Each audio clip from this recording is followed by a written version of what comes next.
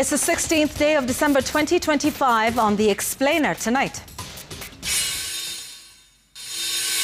We need urgent, transparent, credible investigations so that Kenyans can be clear. There is no foreplay, there is no monkey business. Homicide detectives arrive in Naivasha to probe circumstances surrounding the road crash that killed former Lugari MP Cyrus Jirongo. Looming humanitarian crisis. More than 2 million Kenyans in urgent need of food as drought ravages 32 counties. Hiyo plan ya trilioni 5 tumeanza jana, and by next year we will be halfway. The journey to Singapore. President Ruto says Kenya's march to a first world economy will be halfway complete by next year. Tension escalates in Transmara. Several houses torched as hundreds are displaced in fresh clashes between two communities in Angata Barikoi. And on Power Talk here on the program tonight, we're speaking with Mendi Njonjo, who is the director of KCB Foundation.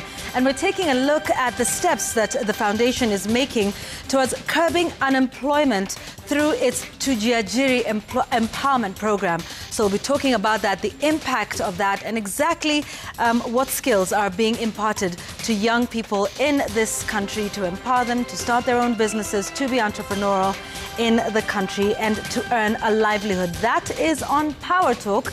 That's coming up on The Explainer tonight. Also tonight we are having the sports news and the man of the moment, the man of the hour. Yes, good evening. How are you? I'm good. How are you, Emmanuel? Not bad at all. And good evening to everyone at home as well. My name is Emmanuel Ndungu. We'll be going through the sports news a little bit later on. Our Kenyan athletes are doing very well abroad in the Rollerball World Cup and also the Africa Youth Games. So we have that and a lot more later on. Yeah, sounds exciting. Can't wait. Thank you, Emmanuel. All right, all of that on The Explainer that starts right now.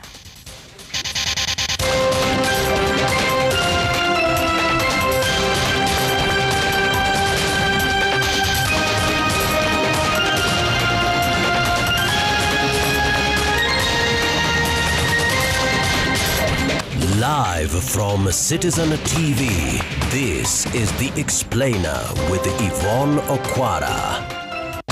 Joki Shege is our sign language interpreter. Good evening and welcome to the broadcast. The Directorate of Criminal Investigations, DCI, has launched a probe into the circumstances surrounding the fatal road crash that claimed the life of former Lugari Member of Parliament Cyrus Jirongo at Karai along the Nairobi-Nakuru Highway. According to investigators, preliminary findings have pieced together events leading up to the crash. As part of the inquiry, the DCI is reviewing CCTV footage which reportedly shows the late Jirongo driving into a petrol station from the Nairobi direction at around 2:18 a.m. The footage indicates that he did not refuel before making a U-turn moments before the tragic accident. Further, staff at a restaurant in Karen have confirmed that Jirongo was at the establishment on the night preceding the crash. Citizen TV's Ben Kirui has more. Moments after news broke of the death of former Lugari Member of Parliament Cyrus Jirongo, a wave of questions and speculation followed, with many seeking clarity over the circumstances surrounding his final hours. Among the questions that have come up are why Jirongo, who had earlier been seen in Karen, was headed towards Naivasha, and the fate of passengers who reportedly escaped unharmed and continued their journey after the bus company reportedly provided an alternative vehicle. Surely you cannot have one person making a statement. We have had several occasions where we've had accidents. We have passengers coming out to say something. I think it's deliberate also that in law you cannot have collaborative evidence with one person. Stories that are being advanced are not making much sense. And I think there is need for clarity, because when I remember in 1975, J.M. Kariuki was at the Hilton Hotel and he was called by his kinsmen, people he trusted, and he was never seen again. Wakenya wanataka kujua ukweli.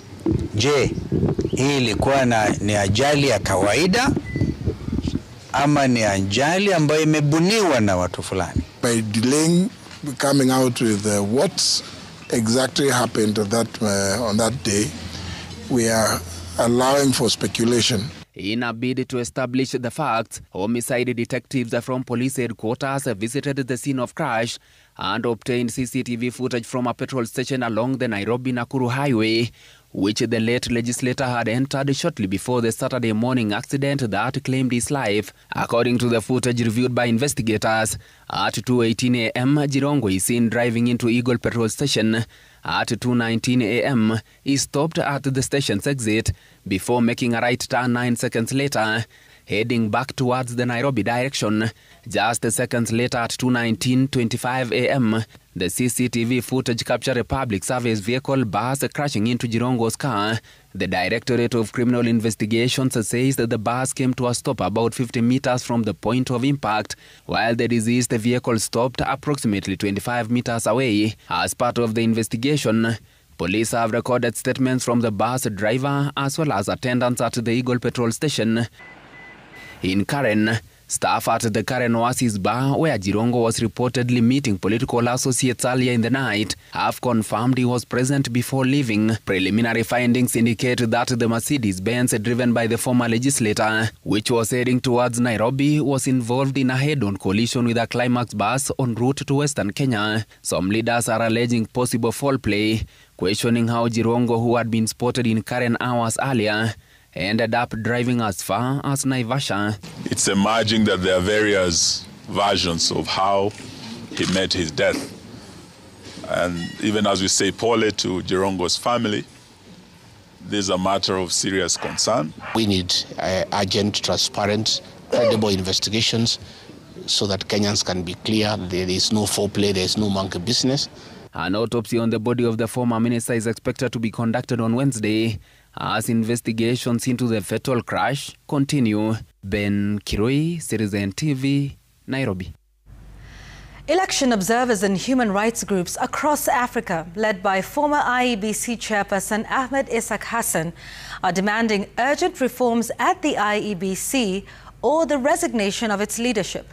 They accuse the Commission of bowing to the ruling regime and failing to deliver independent, free and fair by-elections, citing widespread voter bribery and chaos during the recent by-elections.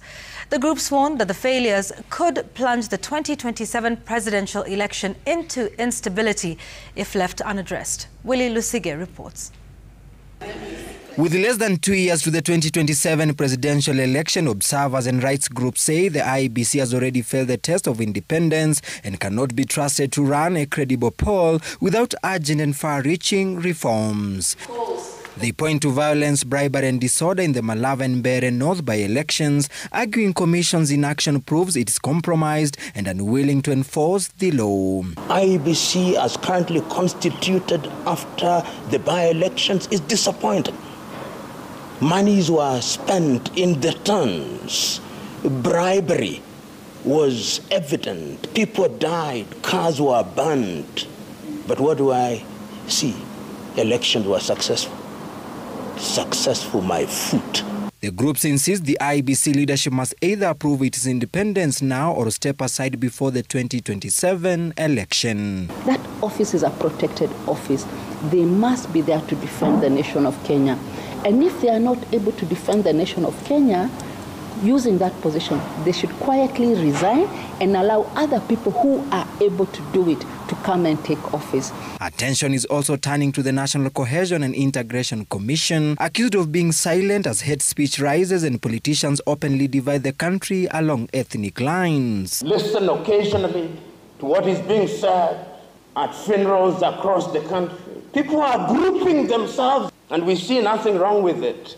Singapore did not become Singapore when tribe became the basis of mobilization. Singapore became Singapore because men and women became servants. When democracy was understood as a competition of ideas. How do we reduce the tensions in the country? There's a lot of tension. We can't ignore that.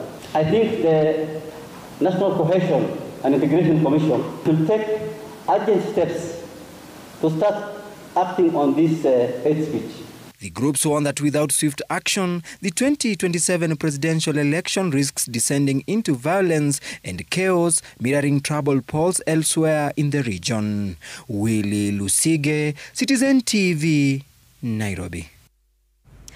The government is urgently seeking 13 billion shillings to feed more than 2.1 million people facing starvation across 32 counties. Deputy President Professor Kithure Kindiki made the appeal during a meeting with representatives of development partners and non-governmental humanitarian institutions, as well as the private sector. 10 of the 32 counties are already in alert phase following the failed short rain season. Mary Mwoki reports.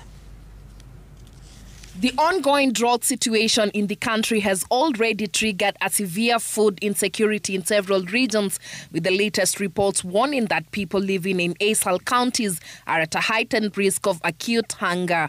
In Wajir County, the situation is dire, and not just for families struggling to put food on the table, but also for livestock, the backbone of livelihoods in the region. Animals are weak, some unable to stand as pasture and water sources dry up. More than 2.1 million people in Kenya are food insecure at the moment. The weather forecast is that the short rains should be ending in the next few days, by the end of this year, or even get January, February, and March. Critical need of urgent food, water, and medical care assistance to avert the loss of life for human and livestock. The counties are Mandera, Wajir, Garissa, Kilifi, Kitui, Marsabit, Kwale, Kajiado, Isiolo, and Tana River counties.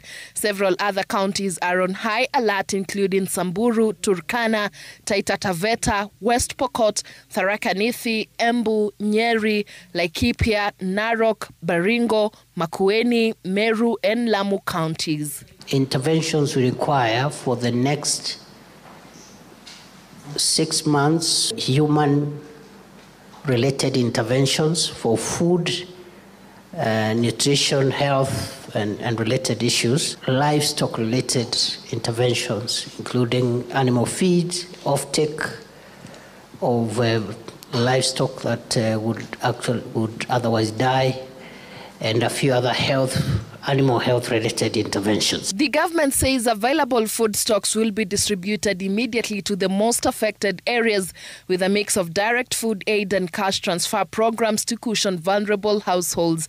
The government has appealed to development partners, humanitarian organizations, and the private sector, including Safaricom, Equity Bank, and the Kenya Red Cross, to support the response financially through food assistance and technical expertise. Mary Mwoki, Citizen TV.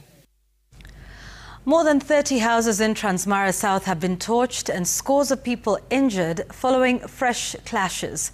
Hundreds of residents have sought refuge in nearby schools as tensions escalate in a conflict reportedly instigated by a land dispute. Laura Otieno now reports on the renewed clashes that have so far left 4 people dead and property of unknown value destroyed. 3 days after relative calm returned to the larger Angata Barikoi area, residents are once again on the run, fleeing for their lives. On Tuesday morning, armed gangs reportedly laid an ambush at Lolama and Rotik villages, setting 30 houses ablaze. Tumekuja na watoto shule na hakuna chakula ya kukula. Hakuna kabisa. Tuko na taeka sana. Tumekuja shule lakini tunasaeka. Ambia serikali, haki ya Mungu tafadhali atusaidie sisi. Wazazi wa hiyo watoto wamehama, sasa wako kwa shule. Hata nikijaribu kwenda kuangalia hawako kwa manyumba zao, wamewacha manyumba zao. The residents say the fresh clashes have been sparked off by an outstanding land dispute. Claiming legitimate ownership of the land, the residents have accused the political class of complacency in bringing an end to the dispute. Tulinunua shamba na tukapeana pesa yetu, hakuna mtu nadai sisi. Na tukapata na sheria. Si wako na alikuwa anachua. Sasa akakuja kuvamia shamba, watu akakuja kuvamia sisi na kuua watu wetu. Watoto. Sisi sasa saa hii tuko njiani na mali yetu iko huko, tumewacha hata ng'ombe. Tunataka kuona maaskari wakisimama hapa na kunyang'anya watu bunduki zao ambazo zinaanza kujaa na kwa kushika wale ambao wameua wengine na kuweka doria ili watu waweze kukaa kwa amani. Bila hivyo hakuna amani katika Kilgoris hii. Over the last 3 weeks, 4 people, including 2 minors, have allegedly been shot dead in the course of the intermittent clashes. Laura Otieno, Citizen TV. A multi-agency security team has launched a manhunt for suspects believed to have planted 7 pieces of Explogel explosives and a detonating cord about 2 meters long at the edge of Nyatike Bridge. The explosives were secured and removed by the bomb disposal unit from Migori and have been taken for detailed analysis as investigations continue. Gatete Njoroge reports. Fear, anxiety and tension in Nyatike, Migori County. Shocked residents watch from a distance as a multi-agency team comprising of Kenya police officers, DCI detectives, anti-terror police unit and bomb disposal unit worked round the clock to safely remove explosives and a detonator planted along Osiri Bridge. For hours, the bridge remained impassable as security cordoned off the area.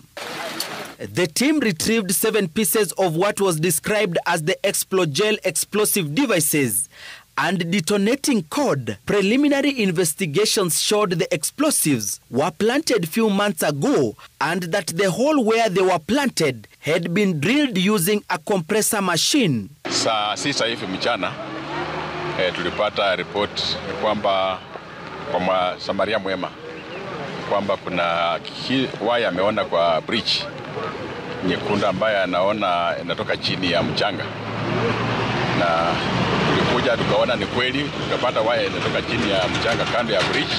Nahitaji habari ili tupate wale walihusika kuweka kitu kama hii, kwa sababu waliweka na nia mbaya kuumiza wananchi. Tusaidiane tupate ukweli ili kuwe mkondo wake. The discovery came just hours before President William Ruto tours Migori County. The head of state is expected to grace the Piny Luo Cultural Festival, visit Thimlinch Ohinga, a UNESCO World Heritage, and Senye Beach. Lakini leo tulishtuka tukipata tuwezi vuka tuende ngambo ile kwa sababu kuna vitu zimetegwa hapo kwa daraja tuwezi tukapeta. Hatujafurahia kwa hiyo kitendo ambacho kimefanyika hapa, kwa kuwa tulikuwa tuna ngoja rais wetu atumie daraja kesho tukimwona akipita hapa. Ilijengwa kitambo sana. Kwa saa hii kulingana na teknolojia ambayo imefika siku hizi, hii daraja ni kidogo. Na pia tunaomba serikali atupee ulinzi vizuri. Juu ukifika usiku huwezi pita hapa saa 2 kuendelea hapo juu. Ukifika saa 2 unanyang'anywa mabike. The explosives recovered by Migori Bomb Disposal Unit will undergo forensic analysis before destruction. Meanwhile, the search for suspects involved is on, with claims that the explosives are similar to the ones used in mines in the area. Gatete Njoroge, Citizen TV. President William Ruto now says the journey to transform Kenya into a first world country will be halfway done by next year, hitting out at his critics who have termed the roadmap a pipe dream. Speaking during his tour of Turkana County today, the head of state also defended the cabinet decision yesterday to give a green light to the National Infrastructure Fund and the Sovereign Wealth Fund, which he says will be central in the economic transformation journey. Emmanuel Tor reports. According to the latest Controller of Budget report, counties that attained the highest overall absorption rates of their annual budgets are Isiolo County at 21%, Kitui at 18%, and Machakos, Nyeri and Uasin Gishu each at 14%. On the other hand, Turkana and Laikipia recorded the lowest aggregate absorption rates at 5% each, followed by Tana River, Nyandarua and Kericho, each at 4%. Baringo County received 1.64 billion in revenue in the first quarter of the financial year. However, the county spent 649 million paying salaries and financing its operations during the period. It spent 7.2 million shillings. All right, we apologize for the error in that clip. The story we wanted to play for you is that of President William Ruto, who today mounted a defense for the journey to transforming Kenya into a first world country that he says will be halfway done by next year. He said this while hitting out at critics who've termed the roadmap a pipe dream.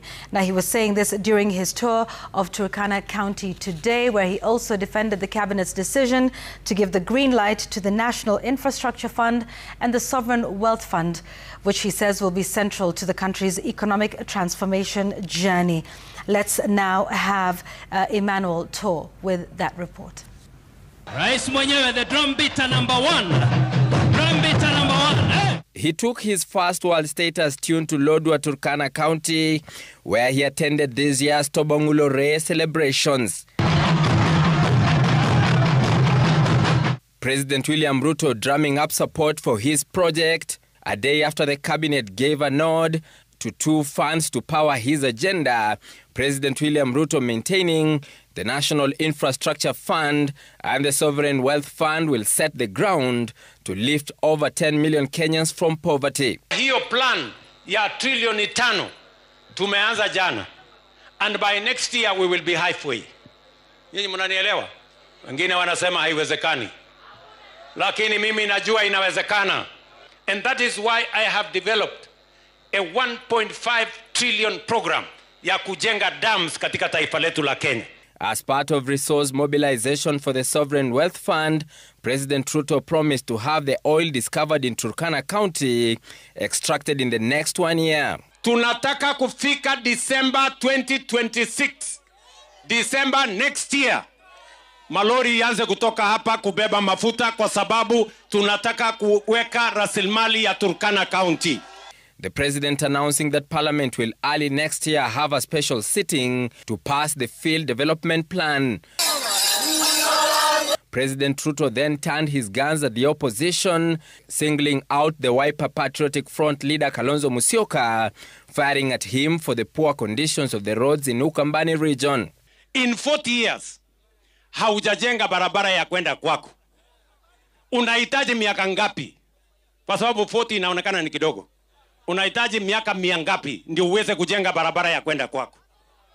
Na kama unahitaji miaka 100 na hii ya Wakenya, si utahitaji miaka 1000 ndio uweze kupanga ya kwenda kwa Wakenya wengine?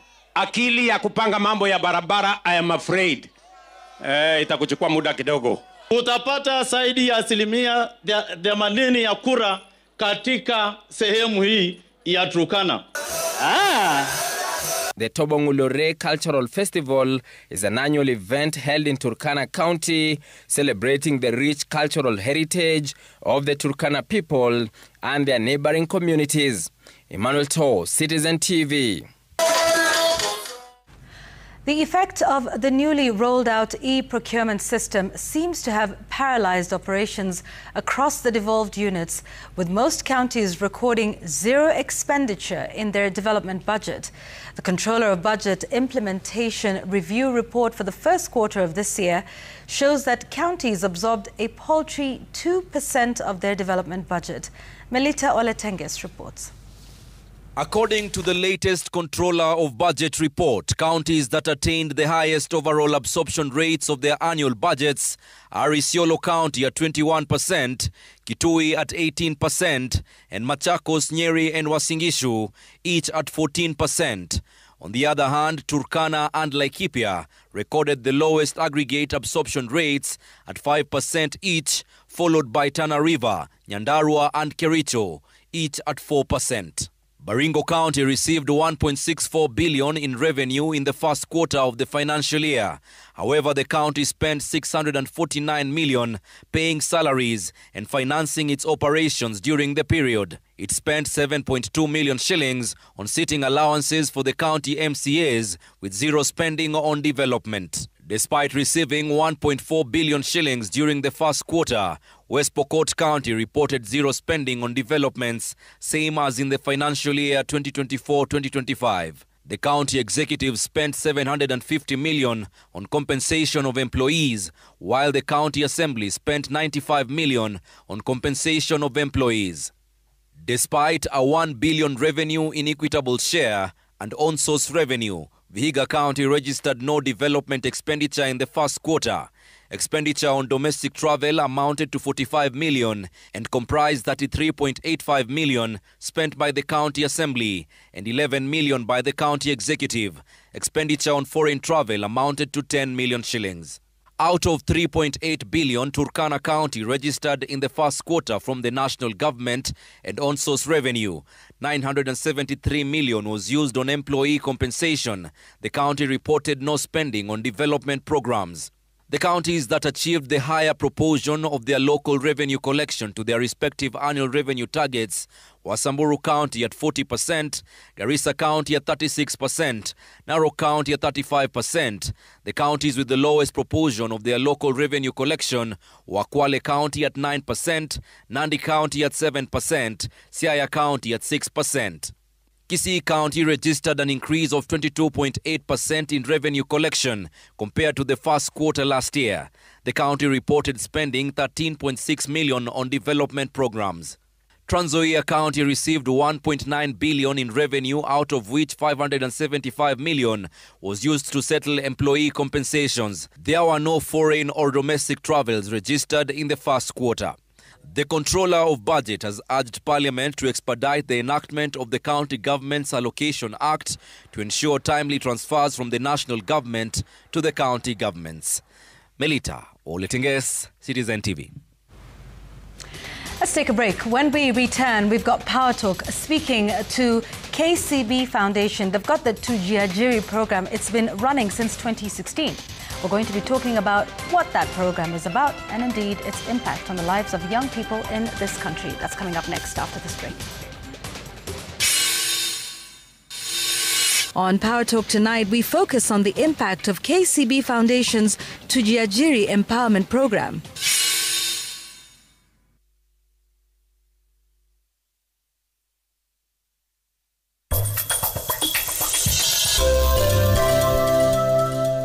Please, there's enough. Tell me where she is. She's living in our house, okay? And she's going to marry my dad. Oh, I refuse to believe it. That's impossible. She doesn't love you. She probably never did. That's not true. She loves me. What else do you need to believe me? Don't you recognize me?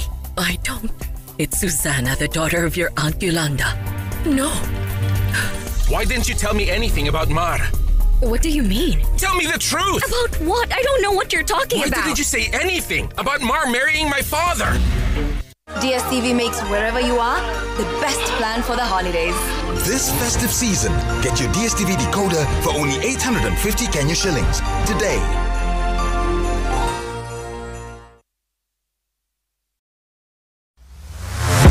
Unlock your potential at USIU Africa. Experience world-class education in a dynamic and diverse community with cutting-edge facilities designed to inspire. Here, it doesn't matter where you're from. What matters is where you're going. Whether you dream of leading in business, tech, arts, or science, we provide the tools and opportunities to make it happen. Join us today and be part of a transformative journey that shapes your future.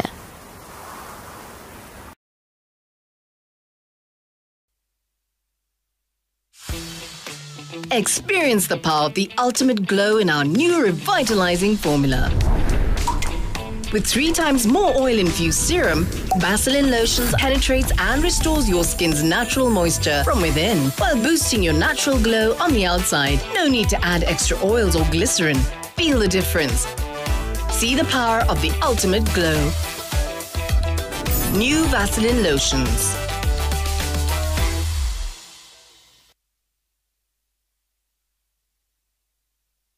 Pepsodent is aware that globally 1 in 2 children suffer from cavities. Give her Pepsodent. It repairs tiny holes and forms a protective layer for maximum cavity protection, so she can grow up with a confident smile. Every smile matters. Kupika ni sherehe daily. Welcome mchuzi mix. Pika kama wewe mchuzi mix. Pika kama wewe mchuzi mix.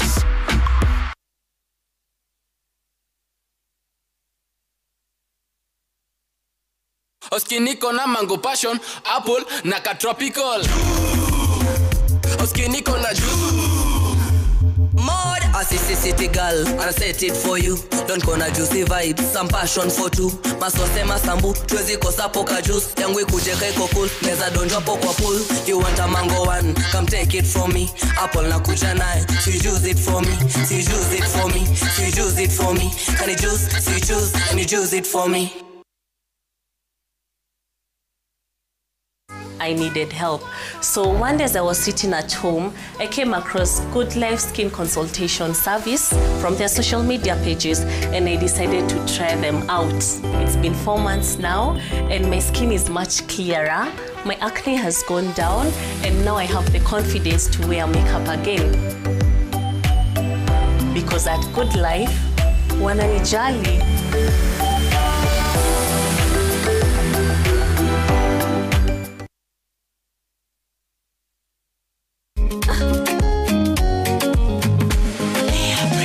Mimi nasema ugali ya Lea haikuwangi complicated. Ukienda kwa duka tu,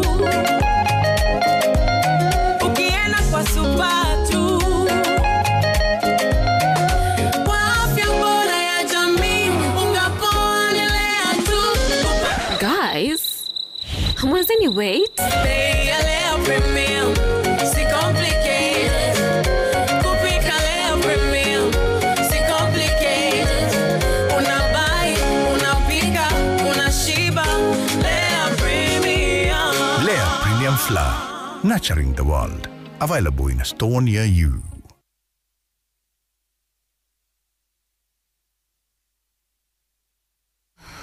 The best holiday ever's finally over.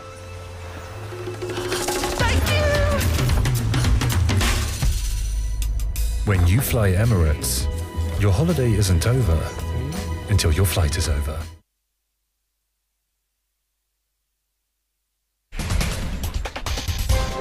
Tomorrow on JK Live, Smart Farm.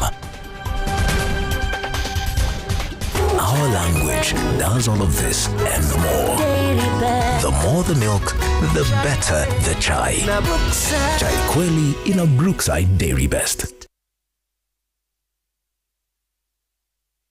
FOMO? We say no more FOMO. Not when you have happy hour. Scroll, stream, post, and play endlessly. It's your time for unlimited fun. Because when you have the happy hour bundle, you can do kila kitu. This is huge. At only 19 bob for 1 hour or 45 bob for 3 hours. All you have to do is download and use my Airtel app or simply dial *544#. Always be in the know. Buy the happy hour bundle today. Now bado tuna grow. Airtel.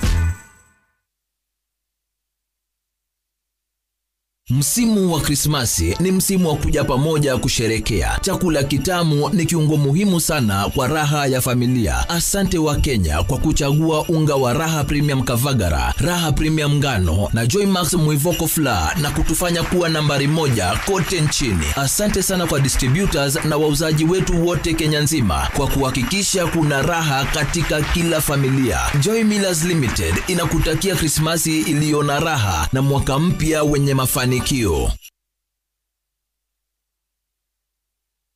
Mimi kama MC natenda ninayoyasema. Nimekuwa kielelezo kwa mara nyingi. Ni sawa, hakuna shida. Awali, haya madoa sugu yangebaki kwenye nguo zangu. Na kusugua hakutotoa nguo zangu rangi. Asante kwa Ariel Liquid mpya, ni nzuri. Inaondoa madoa sugu na kung'arisha nguo, mwosho baada ya mwosho. Asante, New Ariel Liquid. New Ariel Liquid kwa mashine za kufulia, huondoa madoa sugu kwa mwosho mmoja. For 30 years, we've been setting the standard in investment banking. We began with a single trading desk. Today, we are the largest investment bank in Kenya, with a seat for those seeking both conventional and Sharia-compliant investment solutions. From the family home to the boardroom, we safeguard your financial dreams and help your business grow. 30 years in, and our flagship product, the Mansa X Special Fund, now manages over 100 billion Kenya shillings. Join us as we celebrate 30 years of growth, trust, returns, and more. Standard Investment Bank, regulated by the Capital Markets Authority. Let's meet, little stranger. Show me secret scenes. Move with me in my world of fantasy. Won't you move with me? Ritual fertility.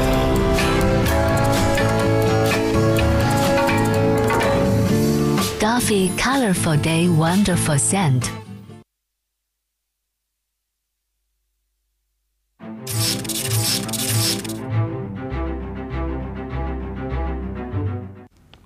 On Power Talk this week, we are speaking about empowering the youth in this country, giving them the skills they need to uplift their livelihoods. And for that, we're talking about the KCB Foundation Tujiajiri program.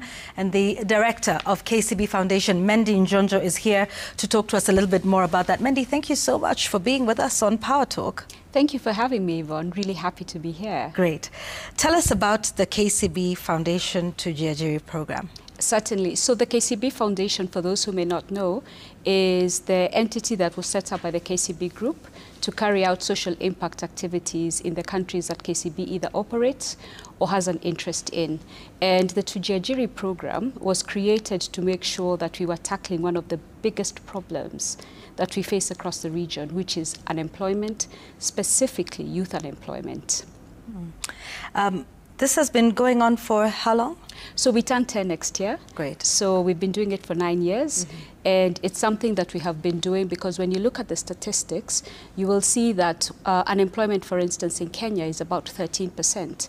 But if you look at the youth unemployment statistics, this is closer to 67%. So we knew as KCB Foundation when we started 9 years ago that this is something we had to work on if we are actually going to get into the space of creating shared prosperity. So we've been doing it for 9 years. We turn 10 next year. Okay. And what sectors does the program support? So the program really looks at two things. One of the first things we do is workforce development, where we know if you want to tackle unemployment, you really have to create the workforce that is going to be out there getting these jobs. And then the second thing we do is that we work on the enterprises that support these people. So in terms of the sectors, we were very deliberate in terms of what it is that we wanted to do. So we looked at the sectors that have the biggest potential for employing people. So if you think about it, this is going to be hospitality, it's going to be carpentry, it's going to be all things construction, it's going to be agriculture, and it's going to be more and more recently the digital or the creative sector, especially for young people. Yeah, yeah. And what sort of skills do you impart to the young people in these sectors? So what we found out is that when you look at the workforce, about 800,000 people are going to be leaving the workforce every year, and only a fraction of them are going to be getting jobs.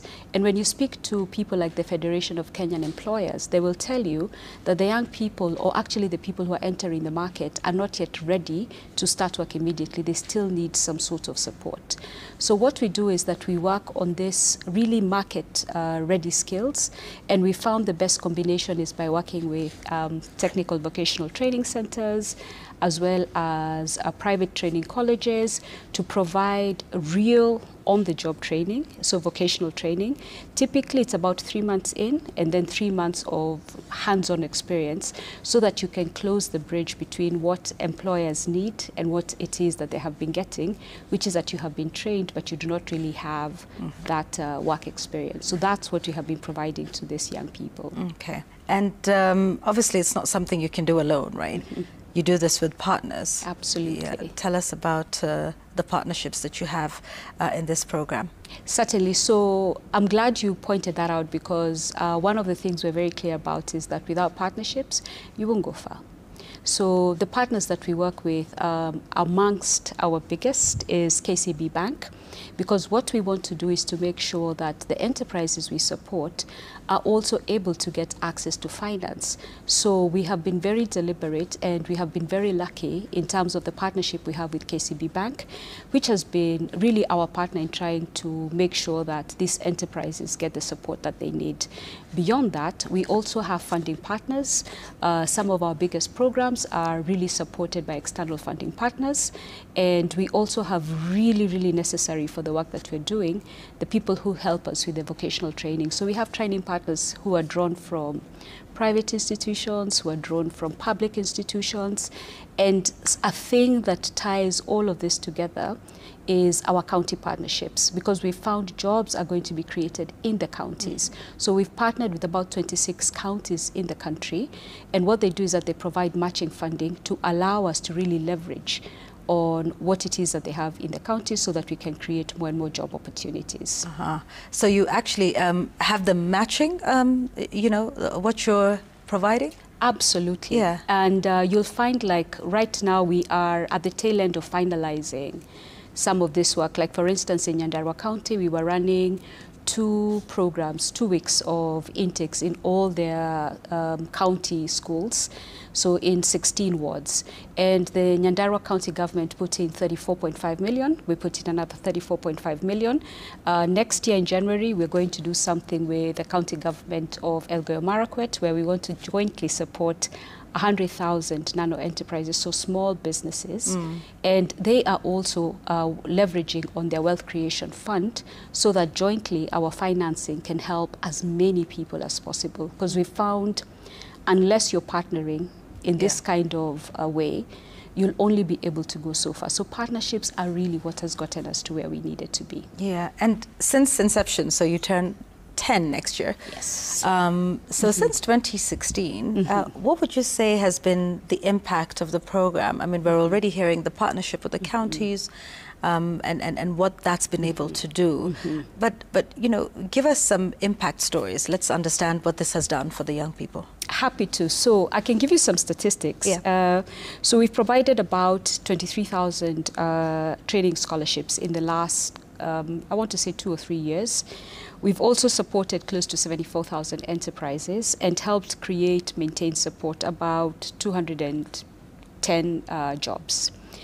But what I've found is that those are statistics. Behind those statistics, you will find, I attended a graduation about 2 weeks ago at Kibondeni College, and you will find a young person who tells you, because I was able to go for this scholarship, I was able to actually break the chain of, let me call it poverty, right, that I had found myself as well as my family in.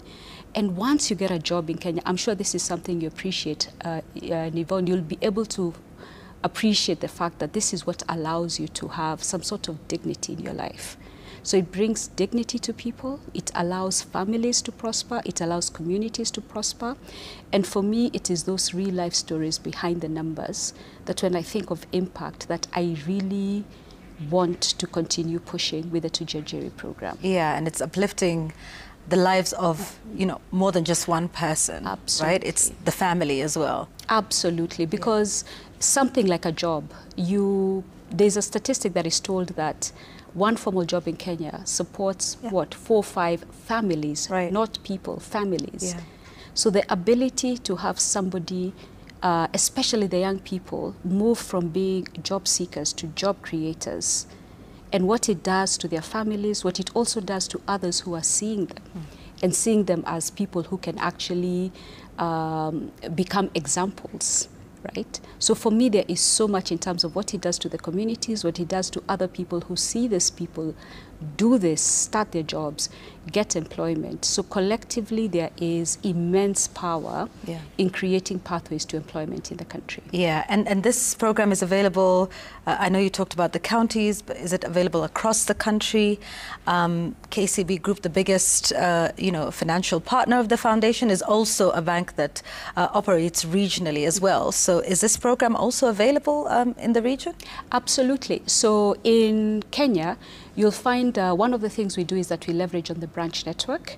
So for our Tujiajiri program, especially the enterprise support program, which is where we work with businesses so that you can be able to access support as well as access funding. Almost all our branches in the country, you will be able to get information on the program as well as advice on how it is that you can just get your business up and going. Beyond that, we are also in the countries that the KCB group banks in. So that is Kenya, Uganda, Tanzania, South Sudan, Rwanda, Burundi, and then soon DRC in the coming year. So we are all over the region, and more importantly, we are everywhere in Kenya. Okay, and people can walk into a KCB bank branch to get information on the foundation and this program particularly? Absolutely, and there are various ways in which people can get information. Yeah. So you can walk into a branch. For instance, we have a scholarship program where we support grade 10 students to get scholarships, especially those from needy backgrounds. Yeah. Any KCB branch is going to have information on that, but we are also on all social media platforms at KCB Group, and you'll be able to find all the information that you need, be it for Tujiajiri program, be it for our KCB scholarship program for grade 10 students, as well as other programs that we have. So at KCB Group or any branch, you should be able to get the information that you need on Tujiajiri. Yeah, so that's information for how people can sort of get onto the program. What about for partners? What's your sort of call to action to partners who might want to come on board and support this program? That would be something that, again, also through our socials, you'll be able to find really easy ways of connecting with the foundation, because this is one of those jobs that is immense. When you think about youth employment, 67%, it's not a job for one foundation. It's not a job for the government. It's not a job for private sector alone. It is a job that requires all hands on deck. So it is absolutely something that anybody who has a desire to make any sort of dent in the unemployment program would be absolutely welcome to join this cause. It's bigger than KCB Foundation. It's bigger than private sector. It is something that requires all partners to really come in and support. So our socials, very easy to get in touch with the foundation. It's also on our website, foundation.kcbgroup.com. We welcome anybody who wants to help improve youth employment outcomes in the country. Yeah, and I'm sure they can see the impact already, and they know they would be coming onto that program that has impacted the lives of young Kenyans and indeed young East Africans across the region. Yes. Mendi Njonjo, thank you very much for joining us, Director of KCB Foundation. Speaking about the Tujiajiri program, congratulations on 9 years. Looking forward to a milestone of 10. Well done. Thank you. Thank you, Yvonne. Thank you very much. Thank you for having us. That's Power Talk this week.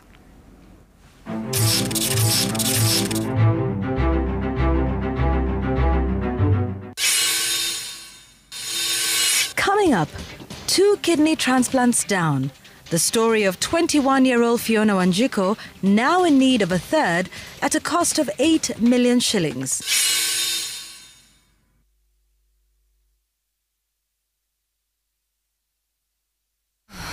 Well, that's the holiday over.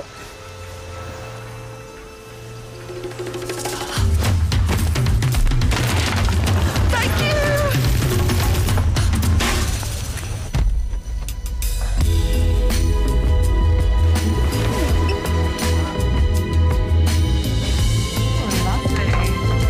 When you fly Emirates, your holiday isn't over until your flight is over.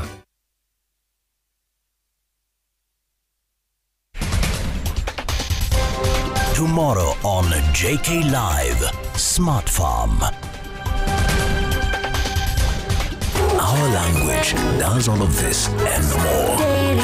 The more the milk, the better the chai. Chai Kweli in a Brookside Dairy Best.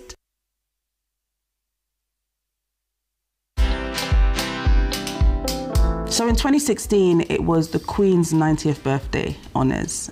Every year she does honours, and I got awarded for basically bridging the gap between the UK and Africa. But I always say that, you don't know who's watching you. You don't know the impact that you are doing. Sometimes you think that, you're in your own corner, you're doing your little thing, but you are impacting on somebody's life. And so, yeah, it was an honor to get it. It's been an amazing journey. Watch this story and more. Download the Citizen Digital app or visit www.citizendigital.com and find the Citizen Originals portal. Kenya's #1 app, Citizen Digital. Are you a Kenya government civil servant na uko na ka emergency? Usijibox kwa noma. KCSE graduate. Want to become a medic? Train at Jordan College of Technology. Enroll in our School of Medical and Health Sciences for courses like mortuary science, orthopedic and trauma medicine, perioperative theater, caregiver, dental surgery, biomedical engineering, nutrition, health records, healthcare support, community health, science lab, and more. We boast modern, well-equipped skills labs, co-curricular activities, and have partnered with key hospitals for clinical rotations and attachments. Apply today for our January intake and train with the best. Visit us at our new ultra-modern campus, Jordan Towers, Thika Town. Jordan College of Technology, the leading TVET and medical institution in Kenya. Whenever you fly to space or take your first step as baby, SoftCare always stays with you. New SoftCare Space Series is rooted from space technology. Keeps you dry and comfortable for 12 hours long. Offers you the most effective protection during your space journey. SoftCare. Protect your leap.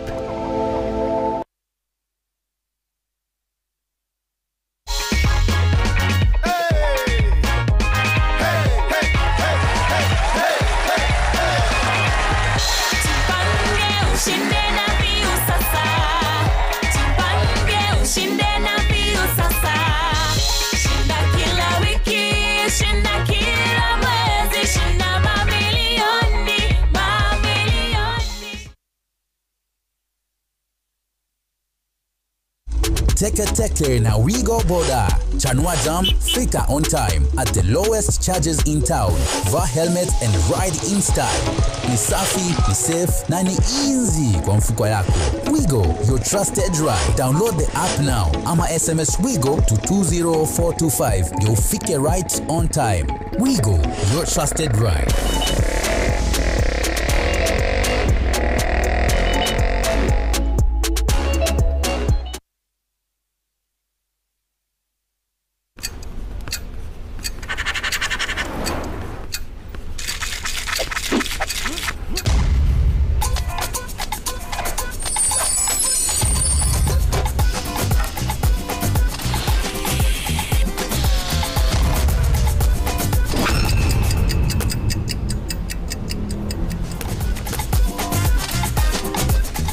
Bic Crystal, get a pen you can rely on.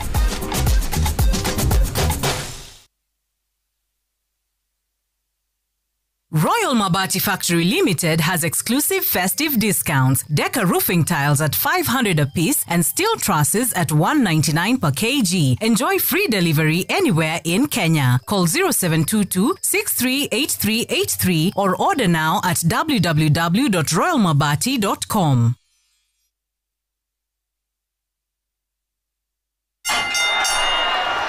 Acha buzz mingi. Bring what you got. Ukonyeshe who's boss. Reclaim your home. Rated strikes like lightning. Kills Dudu's dead. Available in stores countrywide. His future starts here. The boy can now join a community that nurtures his passion and prepares him for a successful man. With a range of academic programs, extracurricular activities, an environment fully charged to empower excellence. Admissions are ongoing. Merisha School, home of the boy child.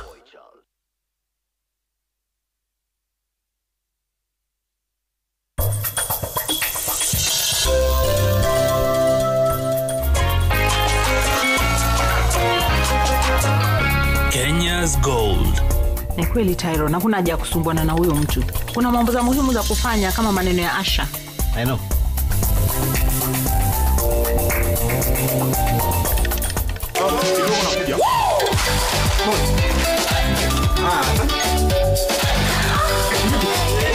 Welcome Naivas Kikwetu to your home this year. Tunasherehekea customers wetu Kikwetu kila siku.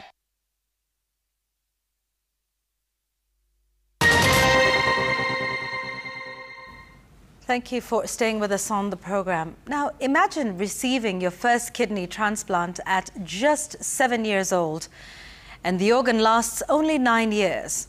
Then a second transplant where the organ fails after just 2 years. Tonight, our health reporter Emily Chebet brings us the story of 21-year-old Fiona Wanjiko Kabita, who has spent most of her life in hospital beds, operating theatres, and enduring a level of pain many adults will never know. Fiona was stranded in India with her father for nearly 4 years, her situation worsening after the scrapping of the Edu Afya cover under NHIF. They have now been forced to return home, still sick, still waiting, and in urgent need of a third kidney transplant that requires almost 8 million shillings. At just 7 years old in 2011, Fiona Wanjiko Kabita became one of the youngest kidney transplant recipients, receiving a kidney from her father, Walter Kabita. For a few years, Fiona lived what many would call a normal childhood. But in 2018, that transplanted kidney failed, forcing her back into hospital in another emergency surgery. A relative stepped forward, giving Fiona a second chance at life, but fate had other plans. The second kidney would last only for 2 years. She suffers a very serious condition called highly sensitized, also undergoing chemocycles to quieten the fires in her antibodies are like this in her body. Fiona and her father have been in India from 2022 until December 1st, 2025. 3 years and 8 months of struggle, pain and uncertainty in a foreign land. March of 2022 until December 2022, everything was at Edu Afya and it was operating smoothly. But then coming to 2023, there was the official announcement that Edu Afya is being collapsed into the universal health care. So we started having problems in India coming to 2023. Fiona, who lost her mother in 2019, would go on to be stranded in India with her father for nearly 4 years. It has been nothing less than 150,000 per month to sometimes 200 when there are infections or emergencies. The brother that Fiona and her father left behind in class 8 is now in Form 4. But the hardest truth remains, Fiona is not healed. They were forced to return not because of recovery, but financial constraints. For these chronic illnesses, surely for goodness sake, please, dear government of Kenya, our leadership, let the girl be treated and pleading so that her life can get back to normal. Because it's beyond now, Kenya. Even India, as we came back, they are asking me, where are you going? This is a challenge in India. The Kenyan doctor is saying, still a challenge here. We can't do this transplant, the second one. So, sorry for this, but sometimes it gets so tough. It gets so tough. So I'm just pleading for Fiona to get another gifted life. To the Kenyan government, please, me and my dad tumelia sana in India. Just notice us, President William Ruto, even to the Kenyan influencers, you know, just the most high-ups in Kenya, we're just pleading. Hata kama mtatusaidia na SHA ama any money that can come through, I need my transplant and live with my life. Venye alikuwa na collapse hapa pia akiwa hospitali, I used to go with her. Amona ame collapse tu chini, ame faint. Me seeing her face being pale and her crying, and it just makes me feel so bad, and I just huwa najulizanga kwani ni nini tulifanya ili tukue na hii mashida, but after all hatufai question, our God. Under the Social Health Authority, a 21-year-old can no longer benefit from a parent's medical cover. Fiona turned 18 while in India, leaving her without coverage. It is only now that her father is helping her secure a national ID, a process that will take time. But another hurdle lies in the revised overseas treatment policy under SHA, which currently supports only pediatric kidney transplants and is yet to be actualized, leaving many patients like Fiona stranded. After the death of their mother, Walter abandoned his logistics job to care for his daughter, but raising over 8 million Kenya shillings is far beyond his imagination. Fiona dropped out of school in Form 2, but her dream is still alive. Emily Chebet, Citizen TV. What a difficult, lifelong battle for Fiona and her entire family. We do hope she gets the help that she needs. Let's stay on health issues now. Cabinet Secretary Aden Duale has issued a stern warning to doctors who run private clinics during official working hours instead of serving patients in public hospitals where they are employed. Speaking in Tharaka Nithi County, Duale said such practices are undermining service delivery and worsening challenges in the public health sector, terming them fraudulent and unacceptable. Here's Marianne Nyambura with that report. Health Cabinet Secretary Aden Duale was in Tharaka Nithi County to commission a new ultra-modern intensive care unit and an amenity wing at Chuka Level 5 Hospital. But the ceremony quickly turned into a blistering expose of what Duale called the rot eroding Kenya's public health sector. The CS accused some doctors employed in government facilities of diverting patients from public hospitals to private clinics they operate, a practice he says is bleeding the system dry. Kenyatta iko na 26 theaters. Unaenda kwa upasuaji, unaambiwa rudi baada ya mwezi mbili. Okay, ukikubali daktari anakufuata nyuma anakuambia, lakini ukienda ile private hapa town nitafanya kesho. Duale has now directed the Digital Health Authority to clamp down on doctors who claim from private facilities during official working hours, despite being employed in public hospitals. From January, he says the system will automatically block such payments. You know, don't allow to turn the county as your retention. Mahali ya kuchukua mishahara alafu unafanya biashara yako. You know, we must hii Kenya kufika Singapore na Malaysia inataka discipline. Na mimi health hii paka niweke discipline. The health CS also took aim at private hospitals, accusing some of profiteering from desperate patients through exorbitant and unjustified charges. Hata leo yuko mama anasema katika wa mama 100 wakikuja kujifungua hospitali yake na 93 wanakuwa C-section. Hey, nikamwambia, do you read the WHO rules? Kwa sababu C-section ni 30,000 analipwa. Normal delivery ni 10,000. Sasa wamama wote wanapasuliwa. We need to be reasonable. There's no way you can be working in Chuka Hospital where they have the best diagnostic machines, and then you take people to your clinic, then later refer them here for imaging. And then you take the results back for interpretation. It's not right. Some of that money that you earn in that way is not a blessing. Duale has now put the Doctors' Union on notice, saying the practice will no longer be tolerated as the government moves to restore discipline and trust in the public health care. Marianne Nyambura, Citizen TV. Democracy for the Citizens Party National Organizing Secretary Mithika Linturi has called out Public Service Cabinet Secretary Jeffrey Ruku and Embu Governor Cecily Mbarire over their claim that Mount Kenya East will break away from the West and chart its own political path. The former Cabinet Secretary also took a swipe at elected leaders from the region, accusing them of remaining mum as their region descends into political chaos. Roko, you have no moral authority to speak for Mount Kenya East. Hauna hata ndabu, hauna hata heshima, because wewe is an hireling. You are mercenary.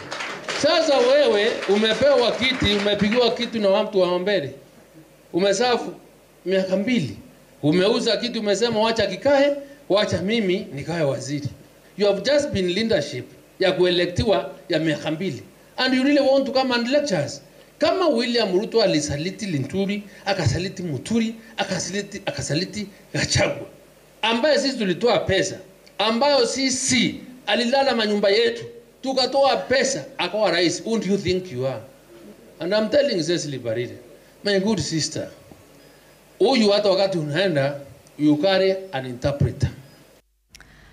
A 56-year-old man is nursing gunshot wounds at his home in Freetown in Nyali constituency, Mombasa County, after allegedly being shot by police officers on patrol. Omar Ali, who has been bedridden for 2 months, claims that the officers took him to Coast General Teaching and Referral Hospital, paid for his treatment for 1 month, before ordering his discharge and sending him home. Francis Mtalaki reports. Scars of brutality. Omar Ali has been in pain and sorrow for the last 2 months. Omar claims that police officers who were on patrol in Freetown area, Nyali constituency, shot him on the right thigh on 15th of October. Nikaenda dukani. Nilipofika pale dukani, mateja wanapigana na polisi. Polisi wanapiga zile baruti za juu. Polisi akakasirika, akawa anarusha risasi zenyewe. Bahati mbaya ile risasi ikamkosa teja, ikakuja kwangu. Nikaanguka pale. Despite rushing him to Coast General Teaching and Referral Hospital for treatment and paying for his medical services, the officers allegedly ordered for his discharge and returned him and abandoned him. Alafu akachukua hiki kidole yangu akafinya hapa. Nikamwambia sasa ukifinya hapo ni nini? Hiyo ananiambia umeweka sign. Omar says the officers returned after a month with a lawyer and forced him to sign a document without explaining the content of the document. They allegedly left behind a package containing 50,000 shillings. Wakili huyu ankuja, tia saini hapa. Naambia saini ya nini? Simu ningoje mwanzo niite watu wangu. Wakanambia kwani uko na watu wewe? Watu nisini hawa ambao nimeenda nao. Yule polisi ilikuwa nka hapa, akaanza kushika mkono wangu, bonyeza kwenye hii mabati hapa, abonyeza kwenye makaratasi. Kama amenizulumu. Since then, Omar says he has been seeking justice, including reporting the incident to the police without success. Omar is now seeking justice, asking the Independent Police Oversight Authority, EPOA, to intervene and investigate the matter. Francis Mtalaki, Citizen TV, Mombasa. Ethnic minorities and marginalized communities in Kenya have applauded the president for introducing a National Recognition Day and a policy supporting marginalized groups. As the representatives look forward to engaging the president at State House on Thursday, they're calling for continued inclusive policies and deeper participation in governance, promising to work together to promote national unity and shape Kenya's future. Tunaomba kwamba jamii ndogo minorities pia nazi tuwe tunawakilishwa katika jumba cha sheria katika nchi yetu. Tunashukuru sana president wetu kwa sababu umetutambua na tunajua unatupenda. Na sisi pia tunakupenda sana president wetu. Si wale watu hawana asanti, wakipewa vitu mingi bado hawana asanti. Sisi tunasema asanti. Tumepigania policy ya minority and marginalized community ambayo itakuwa inatetea haki zao na iwe implemented ili hawa wanyonge ambao wametengwa na ni wachache wapate haki zao. That there is a policy we have we have been working on it. He need to take it like his personal child, move with it and make sure it is implemented to the letter. CEO Alan Kilavuka leaves national carrier Kenya Airways after 6 years at the helm.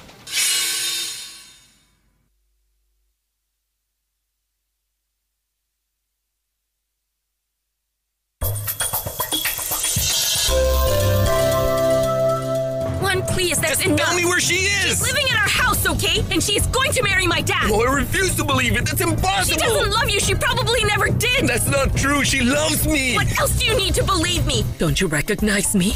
I don't. It's Susanna, the daughter of your Aunt Yolanda. No. Why didn't you tell me anything about Mar? What do you mean? Tell me the truth. About what? I don't know what you're talking about. Why didn't you say anything about Mar marrying my father? DSTV makes wherever you are the best plan for the holidays. This festive season, get your DSTV decoder for only 850 Kenya shillings today.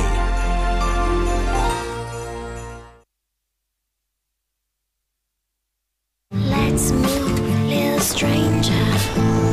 Show me secret scenes. Move with me in my world of fantasy. Won't you move with me?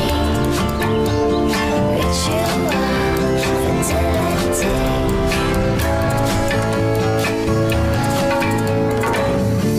Duffy Colorful Day Wonderful Scent. Whenever you fly to space or take your first step as baby, SoftCare always stays with you. New SoftCare Space Series is rooted from space technology. Keeps you dry and comfortable for 12 hours long. Offers you the most effective protection during your space journey. SoftCare. Protect your leap.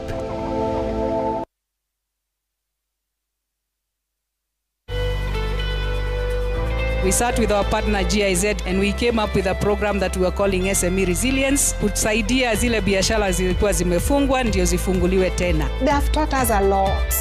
I didn't know something called BNC, how I should run my business. When I talk about financial inclusion, job creation and enterprise development, that really sits well with our core business as the bank.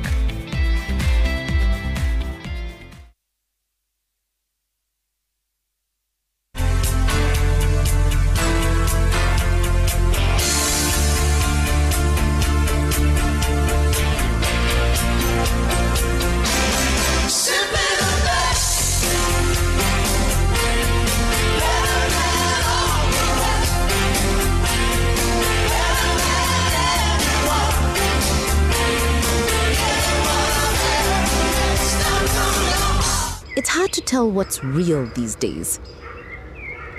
Ground control, this is Orbiter 1. We have a green light to go, Roger. At least one thing is still real, Del Monte fruit juice, celebrating 60 years of real with a brand new look.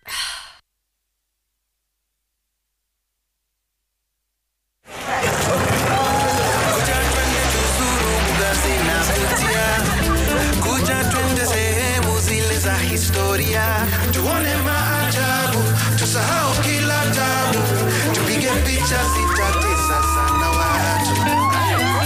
Kenya ni raha tupu, mimi nakwambia, kila kona ni maarufu, utapafurahia. Panda Jumatatu, hata Jumatatu.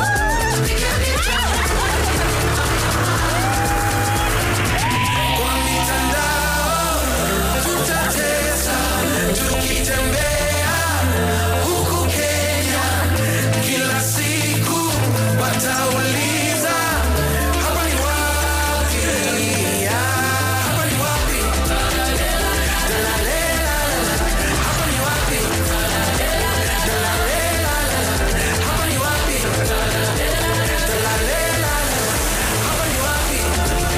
Hapa ni wapi? Hapa ni wapi? Dalalela, hapa ni wapi? Dalalela, hapa ni wapi? Dalalela, hapa ni wapi?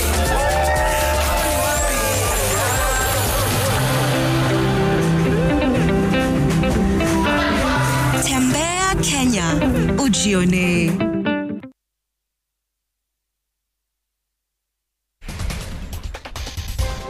Tomorrow on JK Live, Smart Farm. Our language does all of this and more. The more the milk, the better the chai. Chai kweli ina Brookside Dairy Best.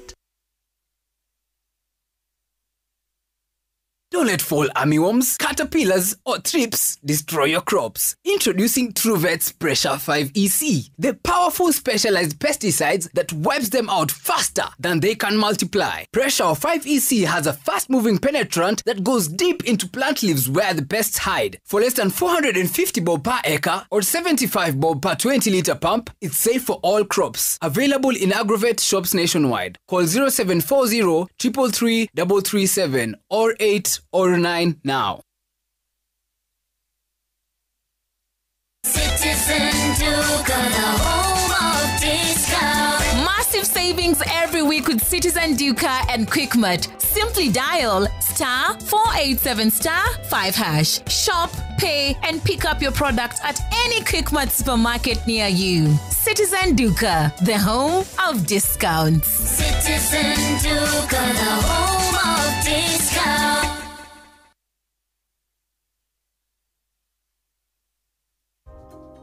You think all paracetamol is the same? Panadol Advance, with its unique Optizorb technology, releases medicine 5 times faster than standard paracetamol, making it ready to work in 5 minutes.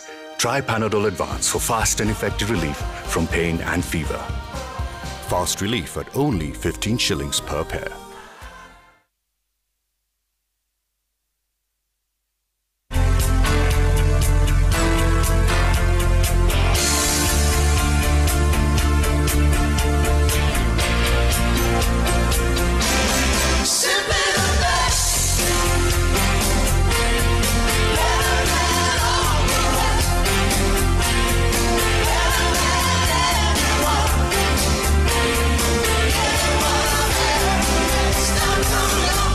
It's hard to tell what's real these days.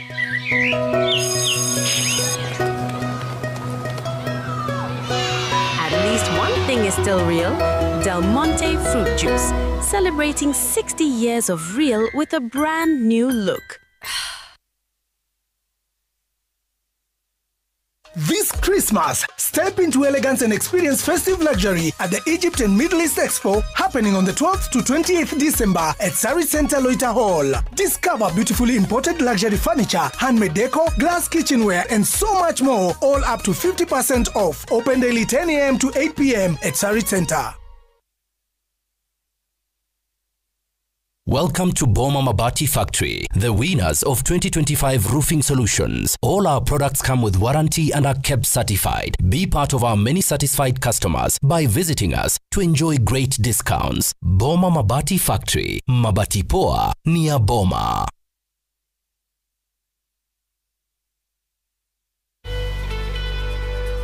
We sat with our partner GIZ and we came up with a program that we were calling SME Resilience, kusaidia zile biashara zilikuwa zimefungwa ndio zifunguliwe tena. They have taught us a lot.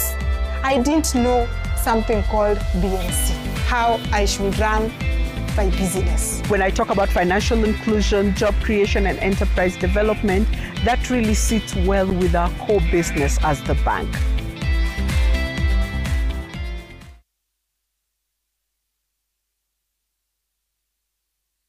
This Christmas, Kidani wants to celebrate you, the homeowners, the fundi, and everyone that has built with us this year. From the 11th to the 22nd of this month, Kidani has got amazing deals and gifts just for you. Not forgetting about the Kidani gift hamper. And as we wrap up the year, we want to appreciate you for choosing a brand that keeps its word. This season is about gratitude, families, and building homes that stand strong.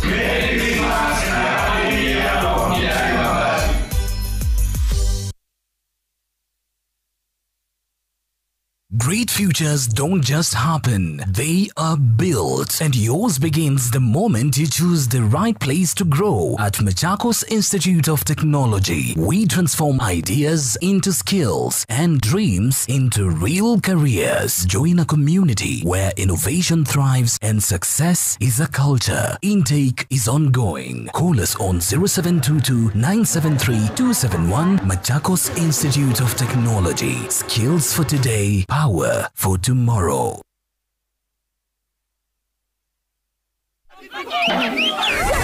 Captain, watermelon, hardball. Yes, please. Captain, pineapple sizzle. Big vibes, banner. Hold up. Tulia. Did he just dip that wing into his captain in cola? Sheesh, love it. However you spice on.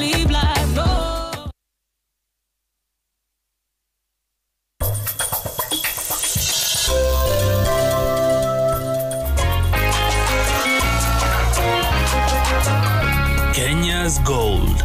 Ni kweli Tyron, hakuna haja ya kusumbuana na huyo mtu. Kuna mambo za muhimu za kufanya kama maneno ya Asha. I know.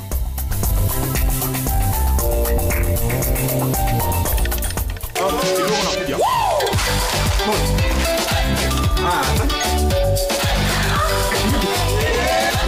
Naivas Kikwetu to your home this year. Tunasherekea customers wetu Kikwetu kila siku.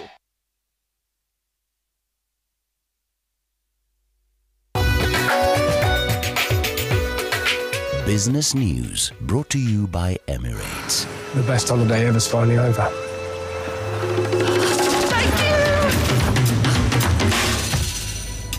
When you fly Emirates, your holiday isn't over until your flight is over.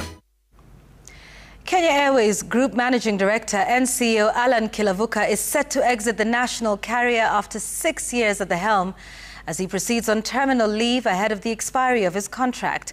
In a public announcement, the airline's board credited Kilavuka with steering KQ through the turbulence of the COVID-19 period and overseeing growth in revenues and cargo volumes that reaffirmed the airline's operational viability. The board has appointed Chief Operating Officer Captain George Kamal as Acting Group Managing Director and CEO effective December 16, 2025, as it begins the process of recruiting a substantive office holder. Under Kilavuka's leadership, the airline broke an 11-year streak of losses and posted a significant profit, a major turnaround after many years of financial struggles. The airline says it remains focused on executing its turnaround strategy, including the search for a strategic investor. Retail investors emerged as the dominant buyers in Safaricom's green bond issue, accounting for 96% of the bond subscriptions and surpassing participation from institutional investors. According to sector players, this underscores a strong appetite from individual investors for sustainable fixed income assets and reinforcing confidence in the telco as well as the Kenyan capital market. As Jimmy Mbogo now reports, players in the capital market now project an increased participation from retail investors, even as the NSE seeks to have more or over 9 million of them to remain active in the market. Safaricom's push to run a sustainable business has received a major shot in the arm with the oversubscription of its medium-term note aimed at raising 15 billion worth of green investment. By receiving subscriptions worth 41.4 billion shillings, a 175% oversubscription. According to Safaricom Chief Finance Officer Dilip Pal, 59% of all applications were done and paid via mobile money, while 96% of all applications came from retail investors, with Safaricom receiving over 2,453 individual applications, representing a significant increase in retail investor participation. Capital markets is thriving and it's growing, it's on its journey, and we see more and more retail participation. We believe that this probably is the starting point of more and more retail participation, and we'll be very happy that if we become one of the one of the anchor by which now other investors, other issuers can also come in and issue similar bond. And part of the reason that worked very well for retail investors is the ability to invest digitally using the M-Pesa platform and of course mobile phones and that sort of connectivity. So you can see also the role technology can play in enabling opportunities like this to come to market. The oversubscription of Safaricom Green Bond now means that the telco will utilize its Green Shoe option, a provision that allows them to take up more money than they set out to raise, meaning that although Safaricom had set out to raise 15 billion shillings, the telco will take up 20 billion shillings, 5 billion shillings more than they set out to raise, with a remainder of about 20 billion shillings being refunded to investors. But according to NSE CEO Frank Mwiti, investors should explore other options and only opt for a refund as the last option. From where we sit, we would love for a lot of that money to actually participate in all the other opportunities that are available on our exchange.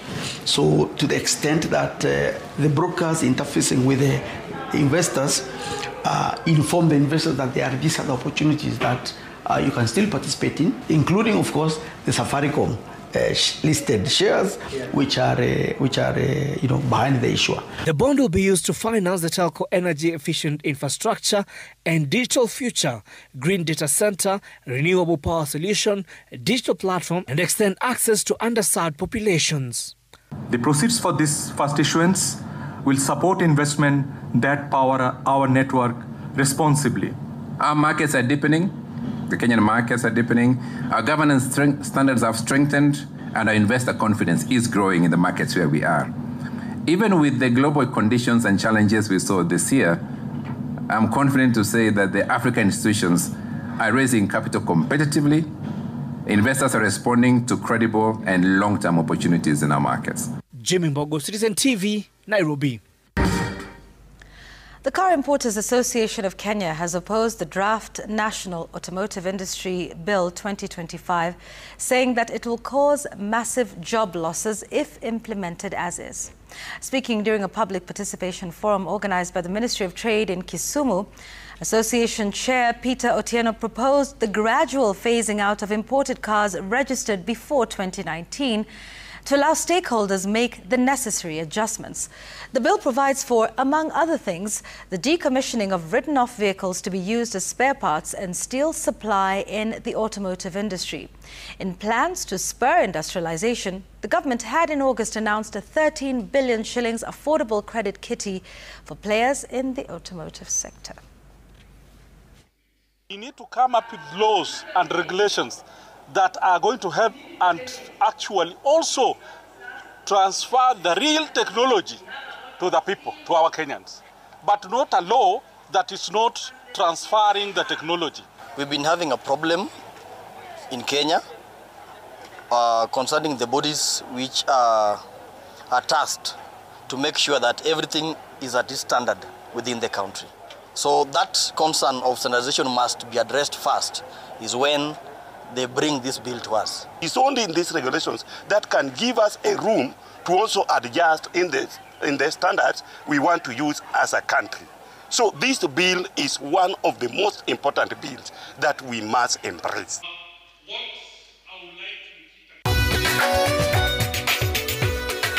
Business News brought to you by Emirates. The best holiday ever's finally over.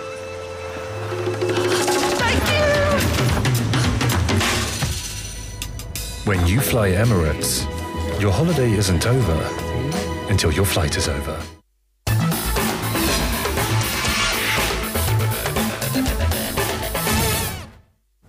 My name is Emmanuel Ndungu. Let's get into the sports news now.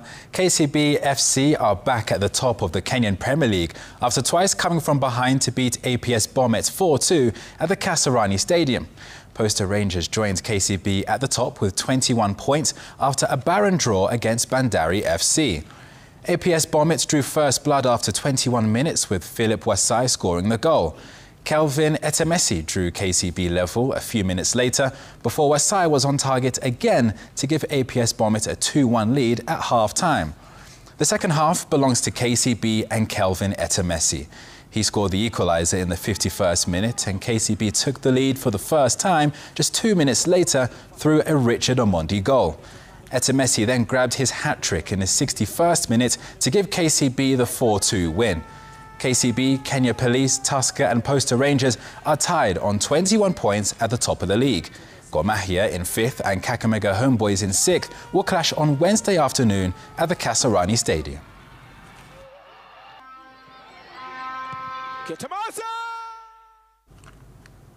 Kenya's under-17 girls beach handball team has sent a strong warning to arch-rival Senegal ahead of a potential rematch in the final of the 2025 African Youth Games in Luanda, Angola. The Kenya team was beaten for the first time on Monday, going down in a shootout to Senegal after the match ended 1 set apiece in regulation time. Senegal took the contest 9-8 in the shootout, having dominated the opening set 14-3 before Kenya bounced back emphatically to claim the second set 18-10. Despite the loss, the Kenyan camp remains confident of turning the tables should the two sides meet again in Wednesday's final.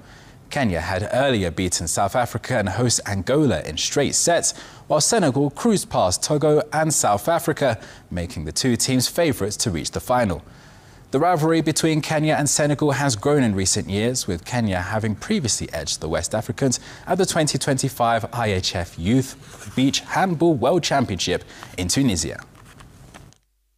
Wasichana wameona vile kuko na tumeona strength zao na tumeona pia weakness zao.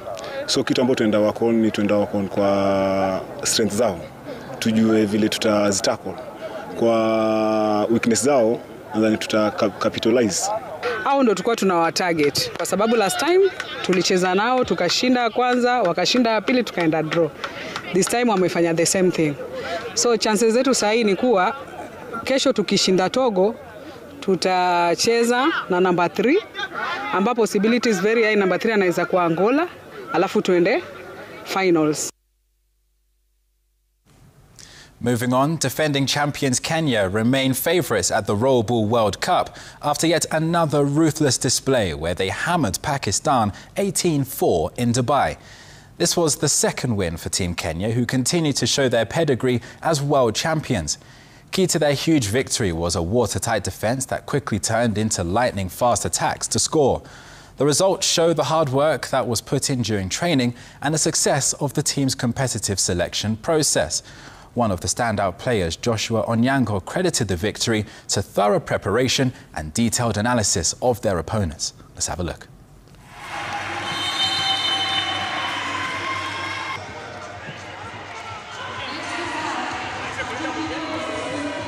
Got ourselves in the game, and it's 18 scores, yeah, like just like yesterday. I'm sorry guys for disappointing because we have to improve every day, but tomorrow 19. We had energy and the team as well blended, so it worked for us. Though the referee was a bit on their side, having considered 2 goals out of the 4, we considered 2 goals out of from the penalties. In more sports, the National Kenya Academy of Sports holiday camps have entered day 4 with more than 4,000 young athletes being trained in 12 sports disciplines across the country. The Nyeri camp is hosting 401 boys and girls drawn from the different counties in the Mount Kenya region. The camps are run by qualified elite coaches seconded to the Kenya Academy of Sports by the national federations. The coaches are now doing the assessment and scouting in all the sports disciplines as they compile a list of the best athletes to be sent to the National Elite Camp for further training.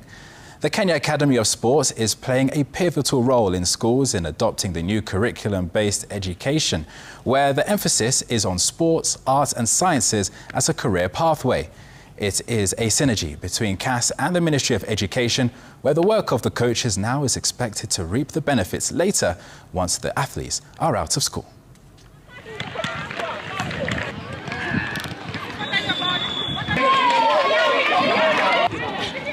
We have some of the best coaches around the country from all the sports. And when I talk about the best, we're talking about Coach Ronnie Owino, who is very well respected in basketball. We have Onyi, who I met yesterday, in football. They're all the best coaches you can think of. The same students will go back to their schools and introduce that professional touch to the others who could not make to this camp. So we are hopeful that from this, the ripple effect will be that our standards will have risen to a standard that we are comfortable.